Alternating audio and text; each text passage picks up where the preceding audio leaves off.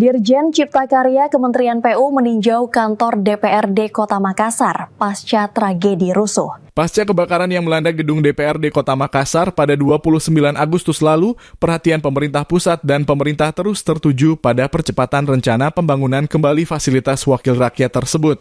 Untuk memastikan langkah akselerasi berjalan sesuai kebutuhan, Direktur Jenderal Cipta Karya Kementerian Pekerjaan Umum Dewi Comistriana melakukan kunjungan kerja ke lokasi gedung di Jalan AP Petarani Selasa 16 September.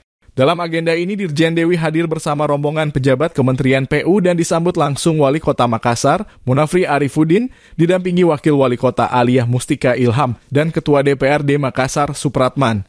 Kunjungan untuk melihat secara langsung kondisi pasca kebakaran sekaligus melakukan perhitungan awal kebutuhan anggaran sebagai bahan pertimbangan pengajuan pembangunan ulang yang rencananya akan mendapatkan dukungan pendanaan dari pemerintah pusat. Direktur Jenderal Cipta Karya Kementerian Pekerjaan Umum Dewi Comistriana menyampaikan pihaknya melihat langsung kondisi terkini kantor DPRD Makassar.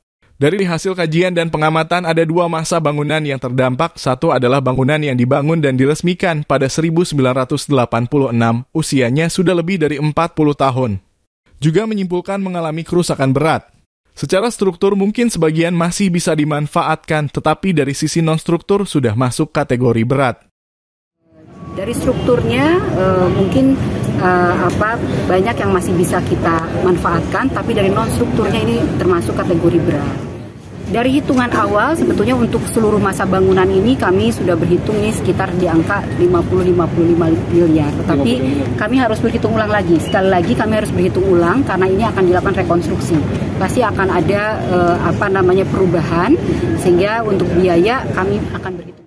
Dalam peninjauan tersebut, Wali Kota Makassar Munafri Arifudin mengusulkan agar dilakukan rekonstruksi penuh. Kenapa tadi kami meminta supaya ini direkonstruksi dengan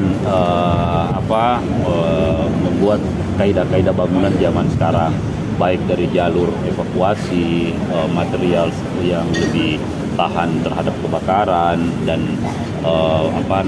skala gempa yang harus dan juga tentu jalur evakuasi dan jalur pemadam yang harus kita maksimalkan. Jadi menurut saya memang ini saatnya untuk membuat gedung ini lebih menjadi gedung yang lebih proper. Tim Direktorat Bina Teknik akan melakukan kajian lanjutan. Jika rekonstruksi diputuskan, pasti harus diratakan. Tetapi ada syarat seperti penghapusan aset yang harus diselesaikan terlebih dahulu. Kementerian PU masih harus melakukan perhitungan ulang. Hitungan awal untuk rehabilitasi seluruh bangunan sebelumnya diperkirakan mencapai 50 hingga 55 miliar. Namun dengan adanya opsi rekonstruksi total, angka tersebut akan berubah. Pihaknya akan melihat sumber anggaran penyesuaian sesuai kebutuhan nantinya. Ilham Syam, Fajar TV melaporkan.